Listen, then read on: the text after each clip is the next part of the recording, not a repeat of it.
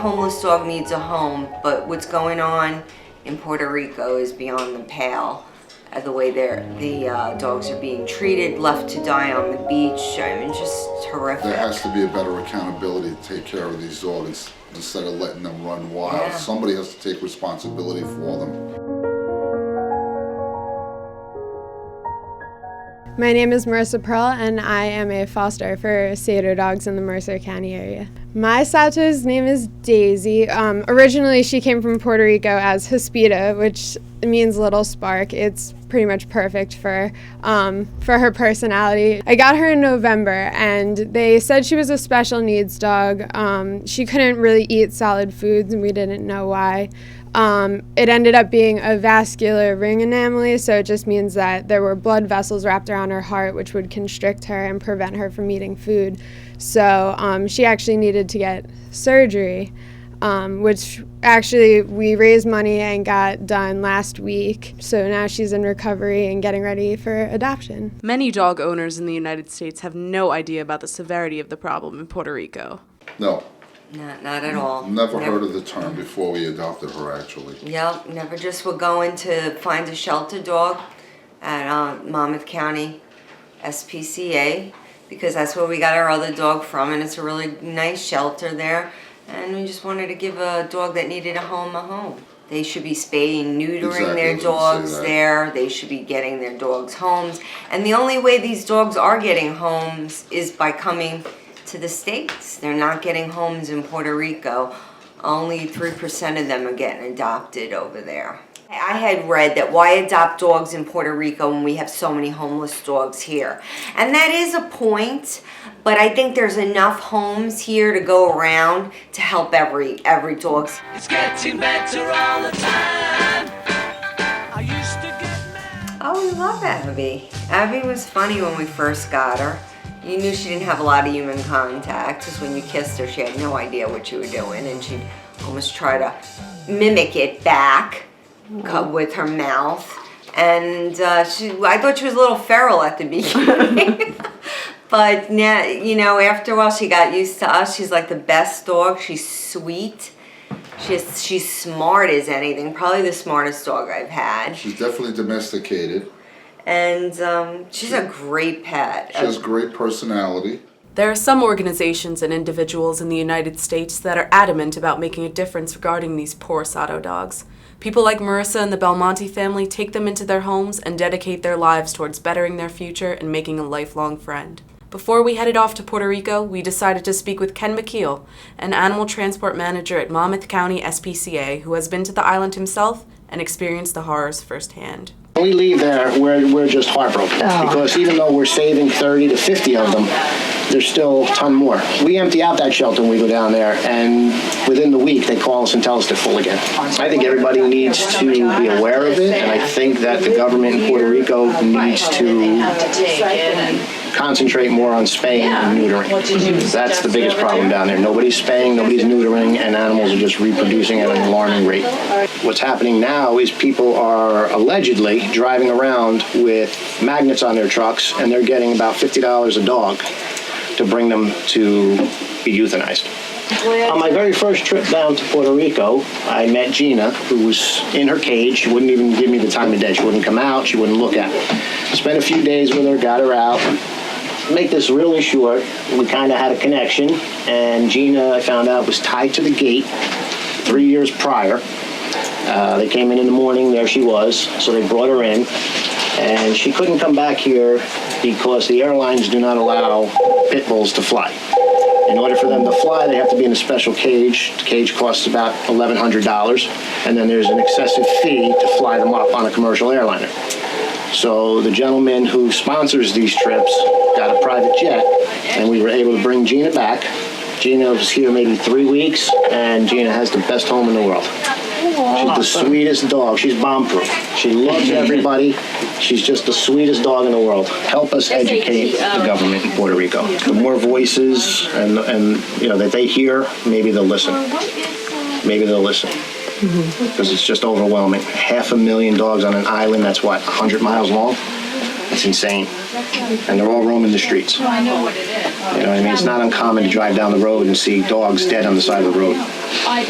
You know what I mean? We see geese, we might see some kind of rodent dead. It's hard to see dogs that are just laying there dead. You know, they don't even stop. They don't even stop. That happened on a trip we were on back in July, I believe it was. They were on their way back to the hotel, and they watched a car hit a dog, and the person just kept going. Our people scooped the dog up, drove an hour to San Juan to get it medical attention. We're going to get that pretty face. Smile. Cheese.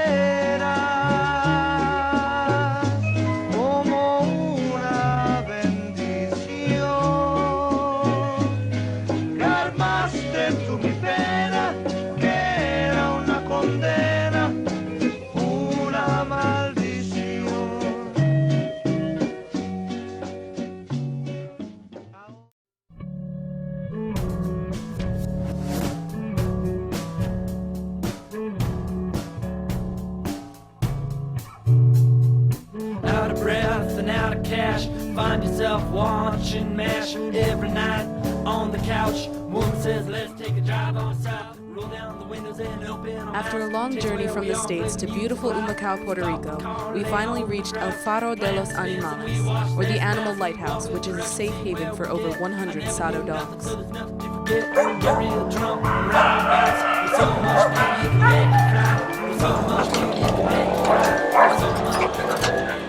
Hi, I am Lisa Arias, Executive Director of El Faro de los Animales, animal sanctuary in Humacao, Puerto Rico. The Satos are the best breed ever. They're not actually a breed. They're a mixture of all of the breeds that we have going on. So El Faro de los Animales, like I said, is an animal haven, if you will. We house more than 100 dogs all the time. We are a life place. Everybody has a chance in our sanctuary. So anybody that comes in gets a fair shot at a new home. We rescue. We do get a lot of them abandoned at our gate. We cure them, we socialize them, and then we put them up for adoption. Well, the Satos are great dogs. They're very healthy, most of them. Once you take good care of them, they're resilient. And if it's a rescued Sato, then it's the best. They're super agradecidos. How do you say that? Appreciative. They're super appreciative and grateful, actually. So they make the best pets. We have this dog. She was just adopted a week ago. Her name was Clara, a Sato. We found her. She actually just crawled into a public bathroom to die. One of her back legs was completely maimed, and you could actually see her. Her leg looked like an X-ray. We got her. She was in shock. We brought her into the hospital. She spent like a month there. The leg needed to be amputated, of course, and she gained all this weight again. A month in foster home, and now she's been happily adopted by one of our board members in New York.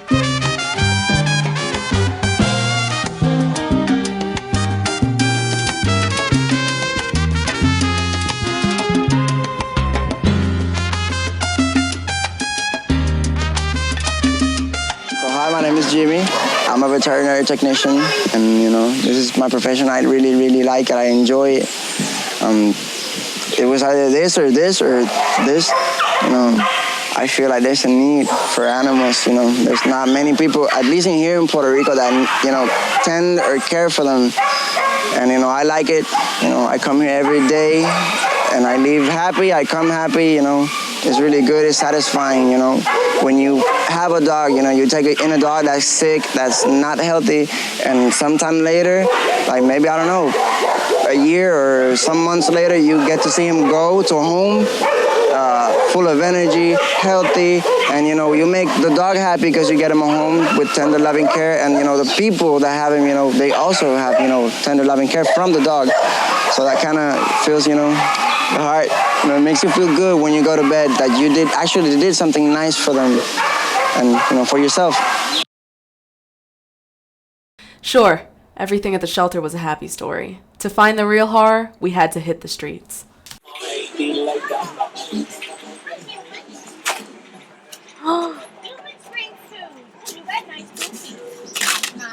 You're missing a lot.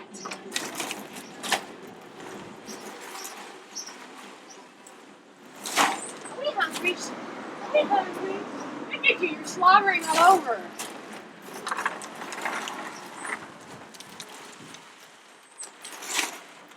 So, look at him, he's got no teeth. Oh. Look at that. Oh. Hey, here you go, mommy. I pulled into Nazareth, was feeling about half past dead. I just need some place where I can lay my head. Hey, mister, can you tell? Lisa took us around different towns on the island to find and feed the Satos on the streets. By the time we reached a car park in the San Juan area, we had seen more Satos than we could count. Take a load off Fanny.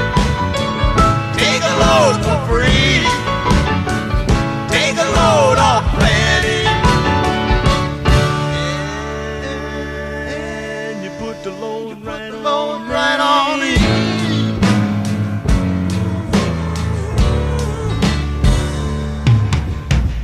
I picked up my bag. I went looking for a place to hide. When I saw Carmen and the devil walking side by side, I said, hey Carmen, come on, let's go downtown.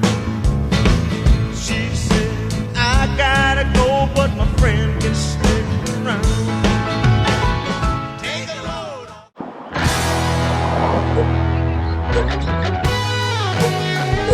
What?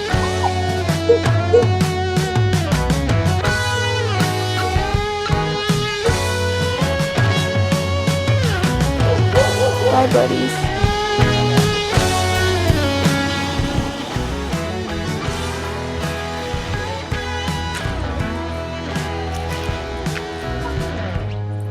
There's a skinny dog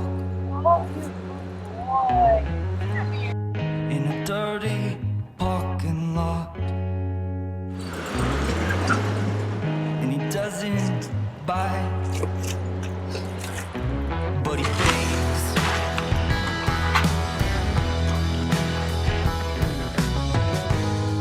And he knows what's true. So if you are, he'll follow you.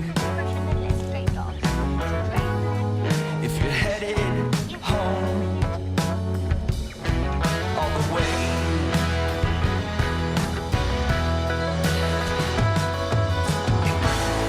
so let him finish every dinner plate. And we watched his tail, saying thanks, thanks, thanks. And we tried to name him,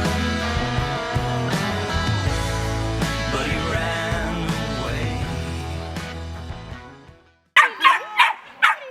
My name is Julie Sinha. I'm the president of Animal Lighthouse Rescue, and we are an organization from New York who comes here and helps finance the shelter and put it in order and save the dogs. We do everything, and then bring them back to New York and try to find them families. But she's one of the many, many, many street dogs that we find here. They are purebreds. They are beautiful mixes. She's actually a mix, but she's hypoallergenic. People pay thousands of dollars, and there are millions of these dogs on the street here, and they never get adopted. They are just horribly abused and neglected, and these dogs just, once we bring them to the States, they're just, everyone wants them because how cute are they? You know, there's a lot of people that try to help here, locals, and they'll set up camps to feed their dogs, and we get calls all the time that some local burned it down and all the animals died. They poisoned them. We had a guy come last week asked if we could take any more dogs, and we're full. We have 109 dogs here when the shelter's only built for less than 90. And he asked us if we could take a pit bull, and we said we didn't have room. And he said, okay, and he took the dog and put it in the back of a sedan trunk and slammed the trunk on the dog. And I was like, no, and we took the dog. But that happens, and no one here was phased, you know, and I was like, no. And that dog we brought back to New York with us and is adopted, sleeps in bed every night, you know, so it's happy ending. So it's really horror stories, but that just makes it so much better when they get their amazing homes. It's spay and neuter. People here just don't know. They don't want to cause the dog, they do love dogs. They just don't want to cause the dog any pain. This is Diego. He's great. But they don't want to cause their dog pain. They don't know they're the cause of the problem. They just need to spay and neuter their dogs. They really do, because even people who have dogs here, it's a little different since the weather's nice. They let them outside to see each other, which is fine, but they're not spayed or neutered, so they just grow and grow and grow and grow. And if all the people here are spayed and neuter their dogs, there wouldn't be an issue. There really wouldn't, because people here, they have a good heart. They don't want a problem. They just don't know the answer. They're not educated in the homeless dog population, how to stop it. Oh yeah. My name is Eric Knapp. I am a co-founder and adoption counselor for Animal Lighthouse Rescue. And we basically started about 1.5 years ago after working here at El Faro for about 5 years. We were put in touch with the shelter, and we all had worked with dogs for our whole lives, and we realized that there was something special happening here, and that the dogs that we were bringing out of here just had something about them that it's indescribable. But once you have a Sato in your home, you get it. And so we formed an affiliate relationship, you could say, with El Faro. So we come down here once a month. We vet the dogs, we cat test them, we kid test them, and then we go back up to New York and we find homes, and then we fly them up. It's heartbreaking. I mean, I cry. It doesn't get old. Every time I come here, there's some point where I lose it, because there are stray dogs everywhere in the world, but Puerto Rico is a commonwealth of the United States. So I think there's a responsibility for us as people who live in the U.S. To help they say 250,000 to 500,000 stray dogs on the island. Beyond that, though, I think there's a human responsibility, because we created these guys, and they're our creation to serve our emotions and our needs, and to let them just live and starve and die on the streets is just one of the great injustices, I think, right now happening. My name is Ava Smith, and I'm a model in New York City. The issue here in Puerto Rico makes me hopeful, because we have groups like, El Faro, the shelter that you guys have all seen, and then, Animal Lighthouse Rescue, that we're here, and you guys are here now doing this documentary, and there's starting to be a little bit more attention. The fact that this island has so many amazing animals that, would basically make families happy all over the world. And we're here trying to get them out there. We're trying to tell their stories. Some of the islanders know, some of them maybe not so much, but we're even hoping to get the attention by the Puerto Ricans, some of them themselves, that there are some really cool dogs here, and they'll really make anybody happy. I was born in Puerto Rico. We just found him down by the gas station. He was with 3 other dogs, and they were going in and out of cars on a busy road. Some people would stop, some people would keep going. So we saw one. We've seen one of his friends for the past, how long? 3 years? right? More. We've tried to pick him up so many times. He comes so close and then runs away, and you can clearly see he has scars all over him. But this is a new one. So we picked him up, and he's really sweet. And so hopefully we can get him and go home. Your new name, Ryder? Oh yeah, and you guys named him Ryder. Nobody can know your heart the way I do. No one can testify to all that you've been through, but I will. I was born in Puerto Rico and my blood is Taino, Spanish Caribbean, my soul.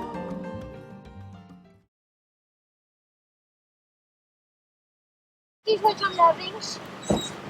Did you want some lovings? That foot sucks. Oh. No.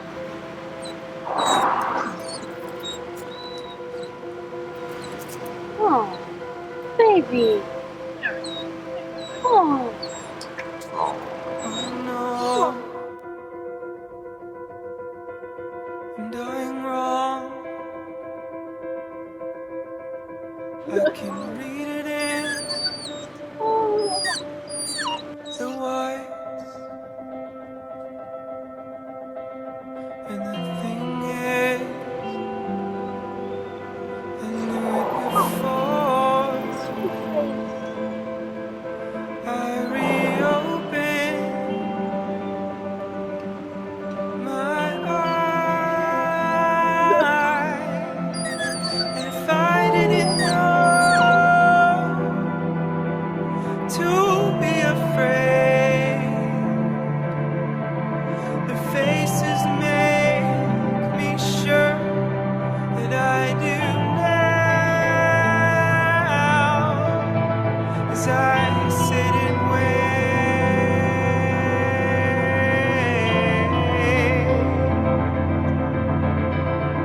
as I sit and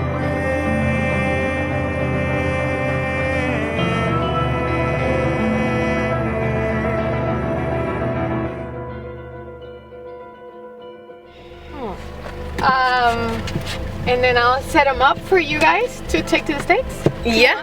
Yeah. Yes. Yes. Yes. So you, Yes. So you need to think of a name. Oh my goodness. oh no, I'm dying wrong, but I'm still laying